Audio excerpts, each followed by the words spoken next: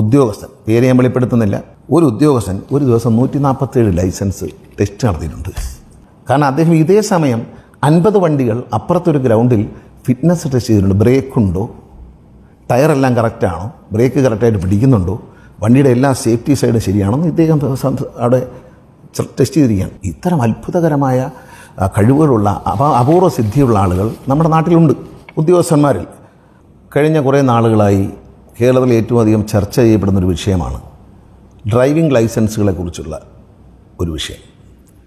കേരളത്തിലെ നല്ല നിലവാരമുള്ള ഡ്രൈവിംഗ് ലൈസൻസുകൾ വേണമോ വേണ്ടയോ എന്നുള്ളൊരു ചർച്ചയാണ് നടക്കുന്നത്. ആ ചർച്ചയിൽ എന്താണ് യഥാർത്ഥത്തിൽ ഉദ്ദേശിക്കുന്നത് എന്ന് ജനങ്ങളെ ബോധ്യപ്പെടുത്തേണ്ട ഒരു ചുമതല ഒരു ജനാധിപത്യ സർക്കാരിൻ്റെ ഭാഗമായി നിൽക്കുന്ന എനിക്ക് ഉണ്ട് എന്ന് ഞാൻ വിശ്വസിക്കുന്നതുകൊണ്ടാണ് ഇത്തരത്തിലൊരു മെസ്സേജ് ഇടുന്നത്. നമ്മുടെ സംസ്ഥാനത്തെ ഏറ്റവും കൂടുതൽ പണം, നമ്മൾ നല്ല നിലയിൽ പണം ചിലവാക്കുന്ന ഒരു മേഖലയാണ് റോഡ് സേഫ്റ്റി.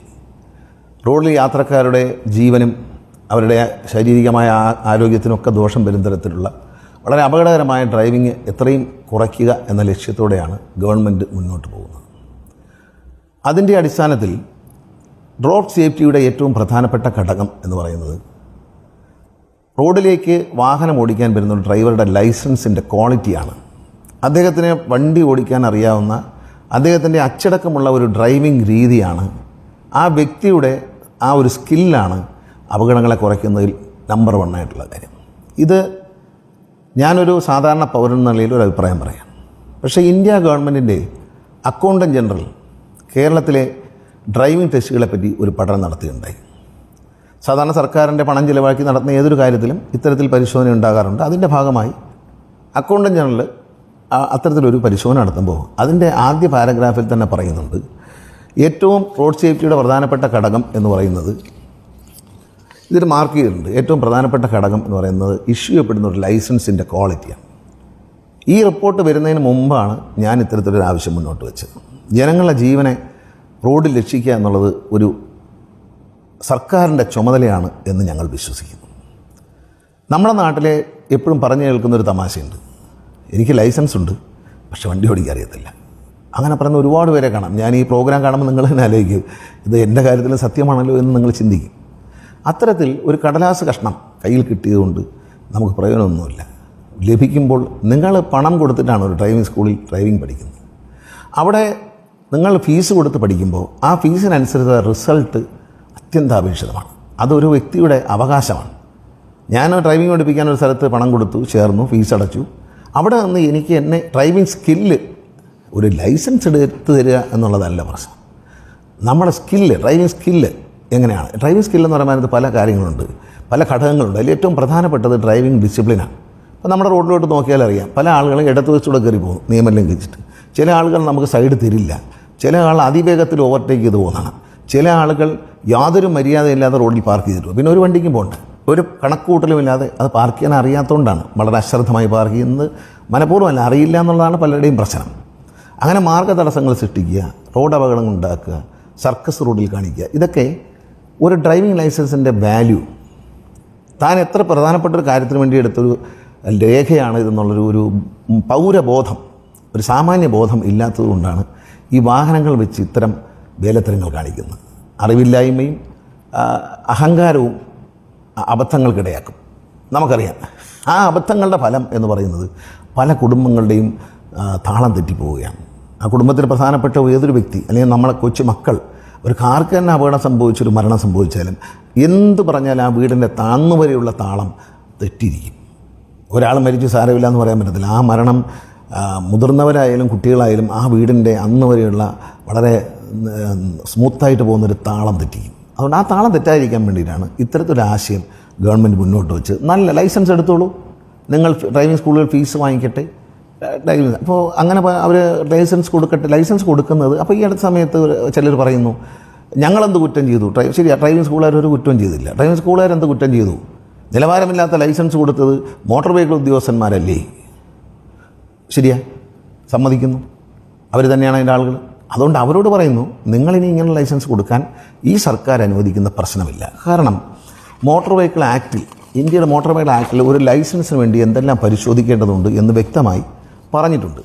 ഇത് സൈറ്റിൽ കിടക്കുന്ന ഇംഗ്ലീഷ് വേർഷനാണ്, ഇതിൻ്റെ മലയാളമാണ് എൻ്റെ കയ്യിലിരിക്കുന്നത്. അതിൽ പറയുന്നു, ഒരു വണ്ടിയിൽ കയറിയിരുന്നാൽ ആദ്യം റിവ്യൂ മിറർ കറക്റ്റ് ചെയ്യുക, ബെൽറ്റ് ഇടുക, എന്നിട്ട് സ്റ്റാർട്ടാക്കുന്നതിന് മുമ്പായി മുൻകരുതലെടുക്കുക. ഈ വണ്ടിയുടെ സ്വിച്ച് ഇടുമ്പോൾ നമുക്ക് പല കാര്യങ്ങളും ഇതിൻ്റെ ഡാഷ്ബോർഡിനകത്ത് കാണാം. ക്ലസ്റ്ററിൽ എന്തെങ്കിലും ബാറ്ററി തകരാറുണ്ടോ അല്ലെങ്കിൽ ഫ്യൂവലിൻ്റെ ഉണ്ടോ എല്ലാ കാര്യങ്ങളും നോക്കണമെന്നാണ് പറയുന്നത്. ക്ലസ്റ്റർ പരിശോധന ഇതിൽ പറയുന്നുണ്ട്.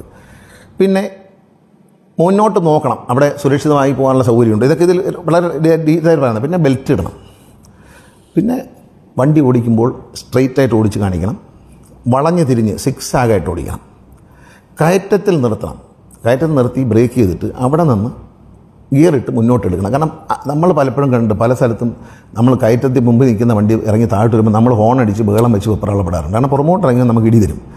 അവിടെ നിർത്തി മുന്നോട്ടെടുക്കാൻ പരിശീലിപ്പിക്കണം എന്ന് ഈ ലൈസൻസിൻ്റെ ഇതിനകത്ത് ഈ നിയമത്തിൽ പ്രത്യേകമായി പറയുകയാണ്. പിന്നെ പാർക്ക് ചെയ്യാൻ വളരെ ഒതുക്കി പാർക്ക് ചെയ്യാൻ, അല്ലെങ്കിൽ റിവേഴ്സ് പാർക്കിംഗ്, ബാക്കിലേക്ക് വന്ന് ഗൾഫ് രാജ്യങ്ങളിലൊക്കെ ഉണ്ട്, എല്ലാ ലോക രാജ്യങ്ങളിലും ഉണ്ട്. റിവേഴ്സിൽ കയറി ഏറ്റവും കുറഞ്ഞ സ്ഥലത്ത് ഏറ്റവും മനോഹരമായി ഒതുക്കി പാർക്ക് ചെയ്താൽ റിവേഴ്സ് പാർക്കിംഗ്. ഇത് പഠിക്കണം എന്നിതിൽ പറയുന്നുണ്ട്, ഈ നിയമത്തിൽ പറയുന്നുണ്ട്. ഇതെല്ലാം പഠിച്ചു കഴിഞ്ഞിട്ടാണ് പരിശോധന. അതുകൂടാതെ നമ്മളിപ്പോൾ എച്ച് എന്നൊരു സാധനമുണ്ട്. അപ്പോൾ ഈ പറയുന്ന കാര്യങ്ങളെല്ലാം കൂടെ ഒരുമിച്ചാക്കിക്കൊണ്ടാണ് നമ്മളൊരു ഡിസൈൻ ഉണ്ടാക്കിയത്. അപ്പോൾ ഈ റിവേഴ്സ് എടുക്കാം, സിക്സാഗ് എടുക്കാം, കയറ്റം എല്ലാം സെറ്റ് ചെയ്തിട്ടുള്ള ഒരു, അതിനെ ഡ്രൈവിംഗ് സ്കൂളുകാർ എതിർത്തു. അവരുടെ ഇഷ്ടത്തിനൊരു പടം വരച്ചുകൊണ്ട് വരട്ടെ, പക്ഷേ ഇതെല്ലാം വേണമെന്ന് പറഞ്ഞ് ഞാൻ കൊടുത്തു. ന്യായമാണ്, ജനാധിപത്യമാണ്. അവർ പറയുന്നത് ശ്രവിക്കേണ്ടത് തന്നെയാണ്, ശ്രവിച്ചു. അപ്പോൾ ഒരു സംഭവം എന്ന് പറയുന്നത് എന്താണ് ഇതിലേക്ക് വന്നതെന്ന് പറയുന്നത്, ഈ ടെസ്റ്റുകൾ ആ ഡ്രൈവിംഗ് സ്കൂളുകാർ പറയുന്ന കറക്റ്റാണ്, ഞങ്ങളുടെ കുഴപ്പമല്ല, ഞങ്ങളെ കൊണ്ടുവരുന്ന ആളിനെ ജയിപ്പിക്കുന്ന, കള്ളത്തരത്തിൽ ജയിപ്പിക്കുന്ന ഉദ്യോഗസ്ഥൻ്റെ തെറ്റാണെന്നുള്ള. ശരിയാണ്, 100% ശരിയാണ്. കാരണം എൻ്റെ കയ്യിലുള്ള ഈ പേപ്പർ പറയുന്നത് ഡ്രൈവിംഗ് ടെസ്റ്റ് നടത്തിയ സമയത്തെക്കുറിച്ചാണ്. മലപ്പുറത്ത് ഇടയ്ക്ക് ആരോ പറഞ്ഞ് മലപ്പുറത്തുള്ളവരെ എന്തോ മോശമായിട്ട്, അങ്ങനെ ഒന്നും പറഞ്ഞിട്ടില്ല. അങ്ങനെ പറയുന്ന ആളല്ല ഞാൻ, ആരെയും അങ്ങനെ പറയത്തില്ല, സത്യം പറയും. അതിൽ എന്നോട് വിരോധം തോന്നണ്ട. ഉദാഹരണത്തിന് ഈ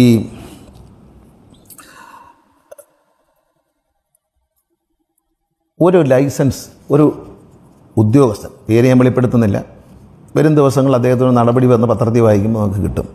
ആ ഉദ്യോഗസ്ഥൻ്റെ ഒരു ദിവസം 8:30 മണിക്കും 1:30 മണി, നമുക്കറിയാം 8:30 മണി മുതൽ 1:30 മണി വരെയാണ് കേരളത്തിൽ എല്ലായിടത്തും ഡ്രൈവിംഗ് ടെസ്റ്റ് നടക്കുന്നത്. ജനങ്ങൾക്കെല്ലാം അറിയാം. ഞാനിപ്പോൾ ആരെങ്കിലും നിഷേധിച്ചാൽ അവർ മനഃപൂർവ്വം ചെയ്യുന്നതായിരിക്കും. എനിക്കും അറിയാം, നിങ്ങൾക്കും അറിയാം. 8:30, ചില സ്ഥലത്ത് 9:30ക്കാണ് തുടങ്ങുന്നത്.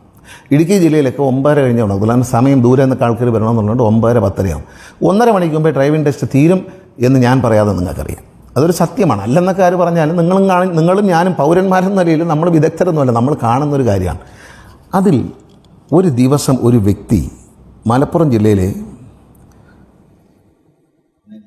പൊന്നാനി RTO ഓഫീസിൽ 22/2/2024 ഒരു ഉദ്യോഗസ്ഥൻ ഒരു ദിവസം 147 ലൈസൻസ് ടെസ്റ്റ് നടത്തിയിട്ടുണ്ട്. 147 പേരെ ഈ 8:30 മണിക്കും ഈ 1:30 മണിക്കും ഇവിടെ. 8:30 ഞാൻ കൂട്ടി പറയണം, 9:30 തുടങ്ങുള്ളൂ, 9:30 ആവും, 10:30 ആവും. പക്ഷേ 8:30 ഓക്കെ, 8:30 വേണേൽ 7:30 വെച്ചോ, 7:30 തുടങ്ങിയെന്ന് വെച്ചോ, 7:30 ഞാൻ തുടങ്ങിയെന്ന് പറഞ്ഞു. പക്ഷേ 147 ലൈസൻസ് പരിശോധിക്കുകയും അതിൽ 100-ലധികം ആളുകളെ വിജയിപ്പിക്കുകയും ചെയ്തിട്ടുണ്ട്. ഈ മഹത്തായ മനുഷ്യൻ, അദ്ദേഹത്തിൻ്റെ കഴിവെന്ന് പറയാൻ നമ്മൾ അഭിനന്ദിക്കേണ്ടതാണ്. കാരണം അദ്ദേഹം ഇതേ സമയം 50 വണ്ടികൾ അപ്പുറത്തൊരു ഗ്രൗണ്ടിൽ ഫിറ്റ്നസ് ടെസ്റ്റ് ചെയ്തിട്ടുണ്ട്. ബ്രേക്കുണ്ടോ, ടയറെല്ലാം കറക്റ്റാണോ, ബ്രേക്ക് കറക്റ്റായിട്ട് പിടിക്കുന്നുണ്ടോ, വണ്ടിയുടെ എല്ലാ സേഫ്റ്റി സൈഡ് ശരിയാണെന്ന് ഇദ്ദേഹം അവിടെ ടെസ്റ്റ് ചെയ്തിരിക്കുകയാണ്. അതേ ഇദ്ദേഹം തന്നെ ഉച്ചയ്ക്ക് ശേഷം 38 ഹെവി ലൈസൻസുകൾ അവർ T ഷേപ്പിൽ എടുക്കണം, പിന്നെ റോഡിൽ കൂടെ ഓടിച്ച് കാണാൻ ഹെവി ലൈസൻസുകൾ ഇഷ്യൂ ചെയ്തു. അദ്ദേഹം അവിടം കൊണ്ടും അദ്ദേഹത്തിൻ്റെ കഴിവ് തെളിയിച്ചു. വേറൊരു കഴിവും കൂടി തെളിയിച്ചു. 16 പേരെ, പഴയ കാലത്ത് ലൈസൻസ് ഉള്ളവരെ അത് നഷ്ടപ്പെട്ടു പോയി പുതുക്കുമ്പോൾ ഒന്ന് ഓടിച്ച് നോക്കണതുകൊണ്ട് ഈ 16 പേരെയും പരിശോധിച്ചു. ഇത്തരം അത്ഭുതകരമായ കഴിവുകളുള്ള അപൂർവ സിദ്ധിയുള്ള ആളുകൾ നമ്മുടെ നാട്ടിലുണ്ട്, ഉദ്യോഗസ്ഥന്മാരിൽ. അപ്പോൾ അവരെ ഒന്ന് അറിയണമല്ലോ എന്ന് വിചാരിച്ചിട്ട് ഞങ്ങളൊരു ടെസ്റ്റ് നടത്തി തിരുവനന്തപുരത്ത് വെച്ച്. വളരെ സിമ്പിൾ ടെസ്റ്റാണ്, ആരെയും മോശക്കാരനാക്കാനല്ല. ഈ അത്ഭുതകരമായ ഇത്തരത്തിൽ ഒരു കാര്യം ചെയ്യാൻ കഴിയുമെങ്കിൽ 100 കണക്കിന് ലൈസൻസുകൾ ഒരു ദിവസം കൊടുക്കാൻ കഴിയും. റേഷൻ കാർഡ് കൊടുക്കുന്ന പോലെ തന്നെ അപേക്ഷിച്ചാൽ ഇത്ര മിനിറ്റിനുള്ളിൽ ലൈസൻസ് കിട്ടുന്ന തരത്തിലേക്ക് ഇതിനെ മാറ്റാൻ കഴിയുമല്ലോ എന്ന് വിചാരിച്ച് ഇവരെ നമ്മൾ തിരുവനന്തപുരത്തേക്ക് വിളിച്ചു. ഇവരെ ടെസ്റ്റ് നടത്തി. എച്ച് എടുക്കണം, എച്ചാണല്ലോ ഇപ്പോൾ ലോകത്ത് എച്ചിൻ്റെ ഷേപ്പിലുള്ള ഒരു തിരിവ് എവിടെയും കണ്ടിട്ടില്ല. ലോകത്ത് വണ്ടി ഓടിക്കുന്ന എല്ലാവരും ചോദിക്കുക, എച്ചിൻ്റെ ഷേപ്പിലുള്ള വളവ് കണ്ടിട്ടുണ്ട്, സ്ട്രെയിറ്റ് കണ്ടിട്ടുണ്ട്, ഇറക്കം കണ്ടിട്ടുണ്ട്, കയറ്റം കണ്ടിട്ടുണ്ട്. പക്ഷേ എച്ചിൻ്റെ ഷേപ്പിൽ എവിടെയെങ്കിലും ഒരു റോഡ്, നമ്മളങ്ങനെ എച്ചിൻ്റെ ഷേപ്പിൽ റിവേഴ്സ് എടുത്ത് വരുന്ന ഏതെങ്കിലും റോഡ്, അല്ലെങ്കിൽ എച്ചിൻ്റെ ഷേപ്പിൽ ഫോർവേഡ് പോകുന്ന ഏതെങ്കിലും ഒരു റോഡ് ലോകത്ത് എവിടെയെങ്കിലും കൺസ്ട്രക്ട് ചെയ്തിട്ടുണ്ടോ എന്ന് നിങ്ങൾ അറിയാവുന്നൊരു സ്വയം ഒന്ന് ആലോചിക്കുക. ഞാൻ കണ്ടിട്ടില്ല കേട്ടോ, എൻ്റെ ഒരു അറിവില്ലായ്മയായിരിക്കും.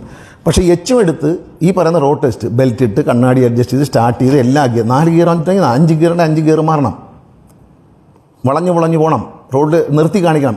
ഈ ടെസ്റ്റ് ചെയ്യുന്ന ആൾ നിർത്തൂ എന്ന് പറഞ്ഞാൽ അവിടെ ഒതുക്കി നിർത്തും, നടുക്ക് നിർത്തി അപ്പോഴേ പോയി. ഇതെല്ലാം ഇതിൽ എഴുതി വെച്ചിട്ടുണ്ട്. ഇതെല്ലാം ഇതാണ്ട് ഇത്രയും കാര്യങ്ങൾ എഴുതി വെച്ചിട്ട് എ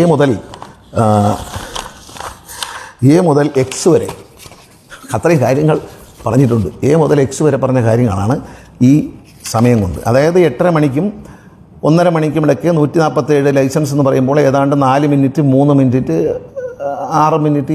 അപ്പോൾ ഇതൊന്നും അറിയണമല്ലോ എന്ന് വെച്ചാൽ അവൻ ടെസ്റ്റിന് വിളിച്ചു. അവർ ടെസ്റ്റിന് വന്നു. അവരെല്ലാം കൂടുതലായിട്ട് 100-120 മേളിൽ കൊടുത്തവരെല്ലാം ടെസ്റ്റ് ചെയ്തു. പക്ഷേ അവർ തെളിയിക്കുമ്പോൾ 12 മിനിറ്റ് സമയത്തിനുള്ളിൽ പോലും ഒരാളുടെ ടെസ്റ്റ് എടുക്കാൻ അവർ കഴിഞ്ഞിട്ടില്ല. ഏറ്റവും മിനിമം 15 മുതൽ 18 മിനിറ്റെങ്കിലും വേണം. ഏറ്റവും ഫാസ്റ്റായിട്ട് ചെയ്താൽ, ഫാസ്റ്റസ്റ്റ് ടൈമിൽ ചെയ്താൽ 18 മുതൽ ഒരു 15-20 മിനിറ്റ് വേണ്ടി വരും. പക്ഷേ 12 മിനിറ്റ് കൊണ്ട് പോലും ഇവർക്ക് ഒരാളെയും ടെസ്റ്റ് എടുക്കാൻ കഴിയില്ല. ഏതാ റോഡ് ടെസ്റ്റ് മാത്രം എച്ചും കൂടെ ഉണ്ടെങ്കിൽ ഇനിയും കൂടും. ഇത് രണ്ടും എടുക്കാൻ കഴിഞ്ഞിട്ടില്ല. ഈ ഉദ്യോഗസ്ഥന്മാരവിടെ പരാജയപ്പെട്ടു. ഇവരെ ഇത്രയും വലിയ നല്ല കാര്യങ്ങൾ 125 ലൈസൻസും ഒരു ദിവസം ടെസ്റ്റ് ചെയ്യുക, TV ലൈസൻസ് ഒരു 32 കൊടുക്കുക, ഏതാ വീക്ഷിക്കുകയല്ല കൊടുക്കുക.